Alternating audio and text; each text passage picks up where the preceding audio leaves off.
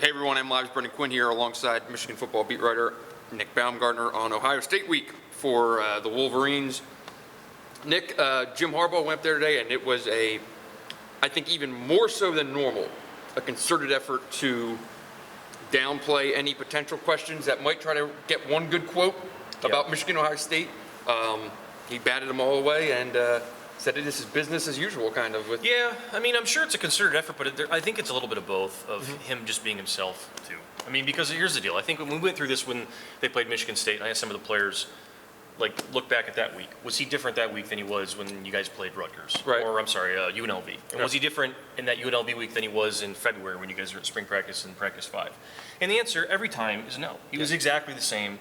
He runs at 100% of whatever he is. Sure.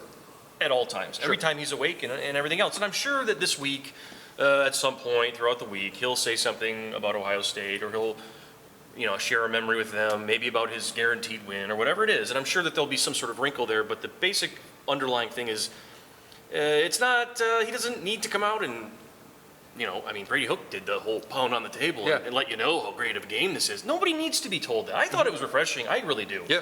Nobody needs to be told with a clock, 10 more days until, everyone knows. Joe Bolden said, he goes, I knew what day this game was when I was 6. I don't need to have a clock. I don't need to be told that. Go play, go to work, and do your job. I think it's kind of refreshing. And I think that's why he's a unique coach. He's always the same. He's the same every single day. And that is a very intense person. It never changes, and I think that's why they're successful. Right, and at the same time, you're right, because when I was going through and asking players, I had one idea was, this is more so than being Ohio State. It's a top 10 team. Michigan hasn't beaten a top 10 team in a long, long time. So forget that it's Ohio State for a second. It's a top 10 team. It's the defending national champion. This is a game to measure the program and its actual growth and how good it is right now. And when I brought that up to a couple of players, they all did say, yeah, that's 100% true.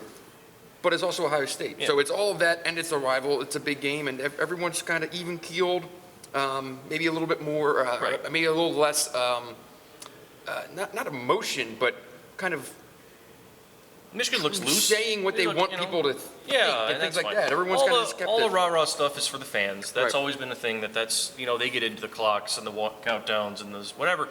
But also, at the end of the day, you can't deny this, and this is true for, I think, both Harbaugh and Meyer, and they never admit this in public. But deep down, this is a huge game for those two guys in that they fight. And Harbaugh was asked about recruiting against Ohio State, and he said, I'd have to check back with you at the end of this. Yeah. They recruit against Ohio State every single minute of every single day.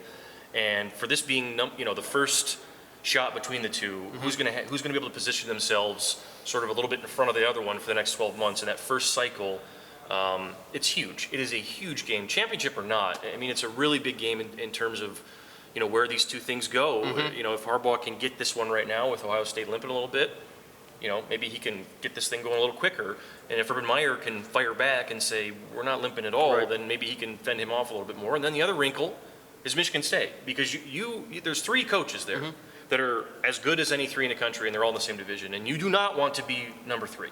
You don't want to be the guy who lost to both of them. Right. So I think that's ultimately a situation that'll go on for years to come. But this is a really, really big game for a lot of reasons beyond just who wins on Saturday and who loses. It'll be something that carries forward. So I think everyone knows that. Absolutely. I don't think anyone needs to say anything more about that. Absolutely. And I have a feeling we're going to probably talk a little bit about this later in the week on the old Wolverine Beat podcast. Surely will be the topic of conversation there. So make sure you tune into that.